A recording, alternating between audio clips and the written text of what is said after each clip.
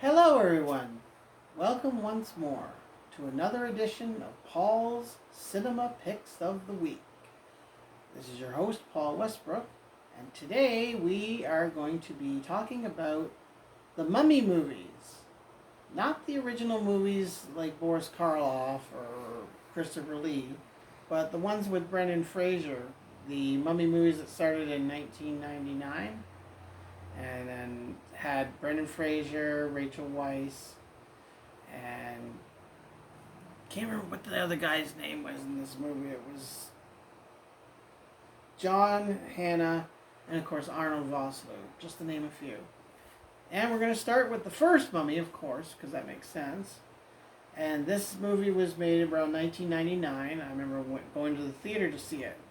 And Brendan Fraser plays the part of a guy named Rick, and he's like a hunter, and he goes off on these adventures, and they accidentally break into the tomb of the title character, and they release the curse of the mummy, which of course all sorts of havoc happens. And Rachel Weisz, she plays the part of the girl that he falls in love with, and she actually saves him from being killed, and she actually buys him, and then they end up falling in love, and along with her brother, who's played by John Hannah, they have to go off and try and stop this mummy from taking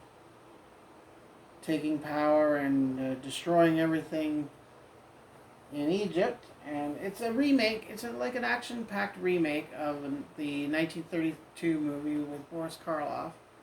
Only this one, I think, has a little more of the excitement. Yes, I actually said that. A lot of the movies of the early Universal-type films, like The Mummy, for instance, I found that it was not overly exciting because you only see him in the makeup for 10 minutes, and then the rest of the movie is just him playing Imhotep, which is the sort of like an archaeologist, so he plays it like just a regular guy. But in this one, he's a priest, and what he was doing is he was trying to raise his dead girlfriend back to life. And of course, the pharaoh didn't like it, so they had him entombed alive, wrapped up in bandages, and and in one of the most graphic scenes, throwing these scarabs, which are these beetle-like bugs. They threw them all into the tomb with them.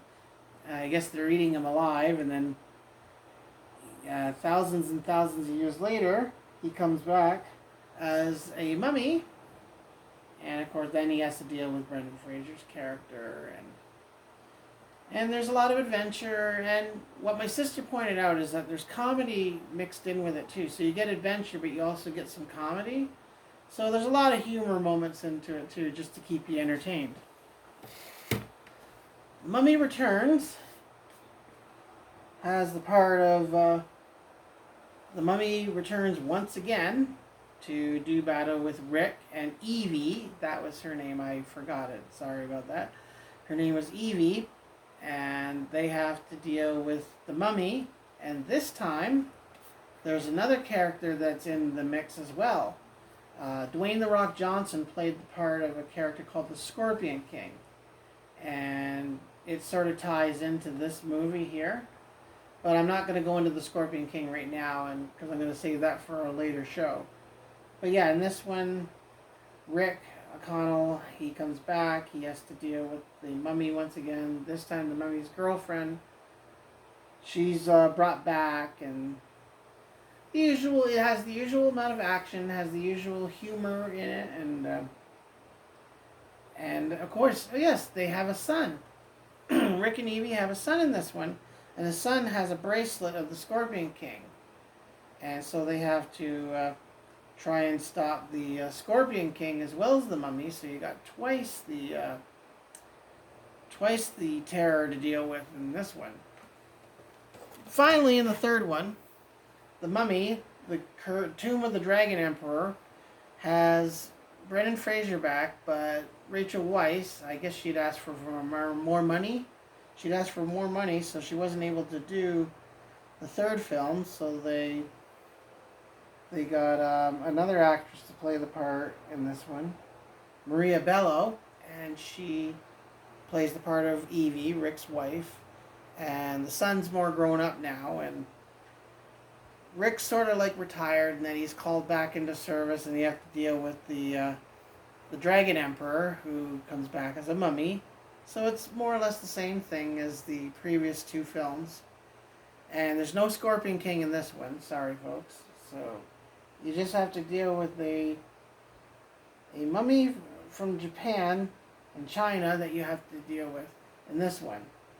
And you get, in this DVD, you didn't really have a lot of special features on it. The other two were on VHS that I got, so I wasn't able to say what special features on. But yeah, these mummy movies are like any type of movie. You get your action, you get your monsters, you get your horror, a little bit of gore, and you get a bit of comedy as well, like any movie that you would get in this series. And in the future, like I said, I'll be going into the Scorpion King movies, so you'll be able to hear about them. But for now, this is Paul Westbrook reminding you to like and subscribe to the channel. Leave some comments at the bottom of the screen there, and we'll be able to get back to you as soon as we can. And I want you all to stay safe and be thinking of you, and I'll be seeing you at the movies.